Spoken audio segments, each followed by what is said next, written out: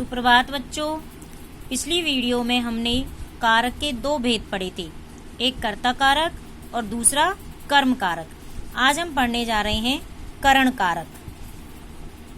करण से के द्वारा यानी किसी चीज के द्वारा यानी किसी की सहायता से जब कार्य होता है वो होता है करण कारक। जैसे उदाहरण के लिए वंश कार से स्कूल जाता है। अब वो किससे जाता है? कार से। किसके द्वारा जाता है? कार के द्वारा जाता है।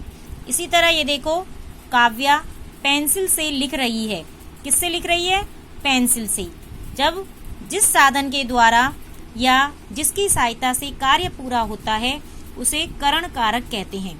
करण कारक की विभक्ति से के द्वारा है, यानी किसी के द्वारा कार्य किया जाता है उसे करण कारक कहते हैं। अब चौथा है संप्रदान कारक। संप्रदान कारक यानी के लिए अर्थ में आता है। जैसे माँ बेटे के लिए कंप्यूटर लाई। माँ बेटी के लिए यानी किसके लिए लाई? बेटी के लिए। तो के लिए अर्थ में कौन सा कारक हो गया? संप्रदान कारक हो गया। नर्स रोगी को दवा पिलाती है। अब नर्स किसको दवा पिला रही है? किसको दवा पिला रही है? रोगी को। तो यहाँ भी के लिए अर्थ में आ गया, भाई रोगी के लिए या रोगी को। तो यहाँ पर संप्रदान कारक हो गया।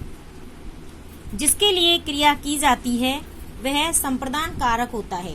संप्रदान कारक की विभक्ति को और के लिए है, यानी जिसका के लिए किसी चीज के लिए, यानी वहां पर संप्रदान कारक होता है। अब देखो अपादान कारक। अपादान कारक से अलग होने के अर्थ में, यानी यहाँ पर तो किसी की सहायता से कार्य हो रहा था तो करण कारक था, और यहाँ किसी चीज से अलग हो जाना। जैसे बालक घोड़े से गिर जाता है तो घोड़े से अलग होकर के गिर गया। इसी तरह से पेड़ से पत्ता गिरता है तो पेड़ से पत्ता गिर करके अलग हो गया, यानी अलग होने के अर्थ में अपादान कारक होता है। जैसे छत से पानी टपकता है। किससे पानी टपकता है? छत से। तो छत से पानी टपक करके नीचे अलग हो गया, तो यहाँ पर कौन सा कारक हो गया? अपादान कारक। इसी तरह गंगा हिमालय से निकलती है।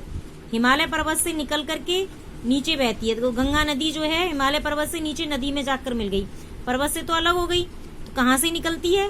हिमालय से।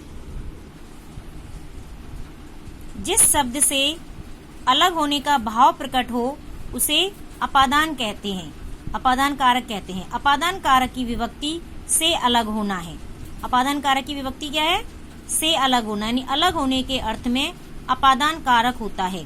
अब यहाँ पर हमने आज 3 कारक पढ़े, करण कारक, करण से के द्वारा, संप्रदान के लिए, अपादान से अलग।